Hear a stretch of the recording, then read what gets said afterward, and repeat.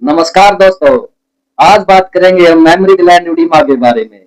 ये बीमारी जो होती है आमतौर पर ब्याने से कुछ दिन पहले और ब्याने के कुछ दिन बाद तक रहती है, जिसको हम देसी भाषा में हम बाना बोलते हैं। इस बीमारी के अंदर जो मेमोरी ग्लैंड है, जो ग्रंथि है, उसके आसपास के क्षेत्र में एक द्रव पदार्थ जमा हो जाता है। यह स्थिति कई मामलों में इतनी गंभीर हो जाती है कि जो द्रव है वो मेमोरी ग्लैंड से लेकर पेट के निचले हिस्से यानी कि सूंडी तक भी फैल जाती है और पीछे वजाइनल क्षेत्र के अंदर भी फैल जाती है। यह सब जो स्थिति होती है ये गैर संक्रमित होती है, यानी कि इसके अंदर कोई इन्फेक्शन नहीं होता है। लेकिन पशु में इस कंडीशन में बहुत ज्यादा दर्द होता है। पशु अनकंफर्टेबल फील करता है और जब पशु का दूध निकालते हैं तो दूध निकालने में आनाकानी करता है।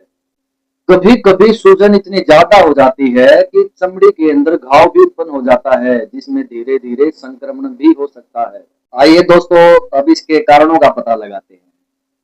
दोस्तों, जब पशु ब्याने के नजदीक होता है तो मिल्क ग्लैंड्स के अंदर रक्त का प्रभाव बढ़ जाता है।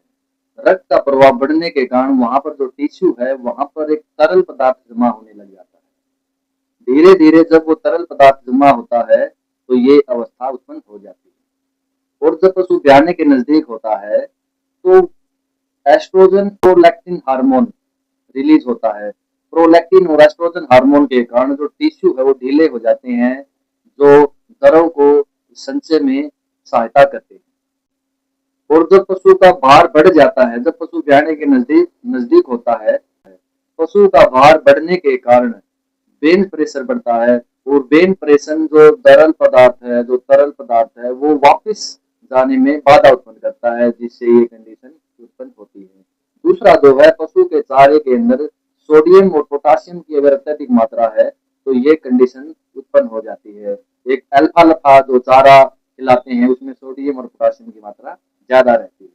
कुछ कारणों में ये हेरिडिटरी भी होता है, आनुवंशिक होता है, और यह कंडीशन एचएफ गाय में हमें ज्यादा देखने को मिलती है। आइए दोस्तों, अब मिल्क ग्लैंड मेमोरी के उपचार की बात करते हैं।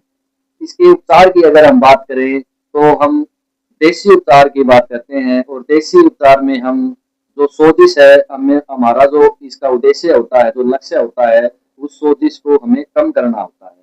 तो इसके लिए हमें एलोवेरा लेना होता है 250 ग्राम, 50 ग्राम हल्दी लेनी होती है और 10 ग्राम चूना लेना होता है। हम इन तीनों को एक पेस्ट बना लेना है और इस पेस्ट को हमें एक दिन में 3 बार लगाना है। तो धीरे धीरे जो ये स्थिति है, जो ये सूजन है, ये कम होने लग जाती है।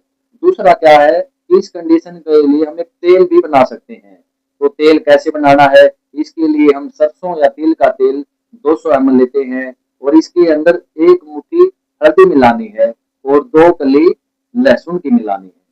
तो इन तीनों को हमने पहले हमें तेल को गर्म करना है और इसके अंदर हल्दी और लहसुन मिलाना है। तो जब इसके अंदर गंध आने लग जाए तो हमें तेल को वापस उतारना है और धीरे धीरे उसको ठंडा होने के लिए रख देना है। तो जैसे ही वो तेल ठंडा हो जाए तो उससे हम मालिश कर सकते हैं। ये सोजिश में बहुत ही अच्छा है, धीरे धीरे सोजिश कम हो जाती है।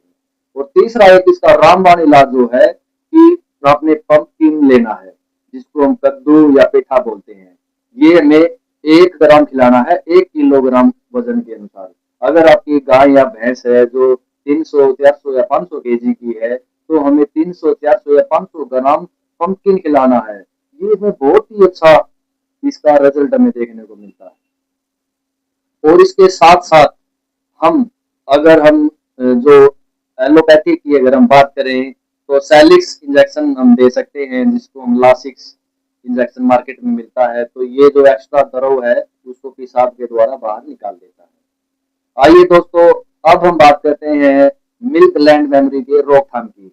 इसकी रोकथाम के लिए हमें सोडियम और पोटासियम रहित जो चारा है वो हमें कम खिलाना होता है, जैसे अल्फा लफा है, क्योंकि इसकी अगर ज्यादा मात्रा होगी तो ये कंडीशन ज्यादा उत्पन्न होगी।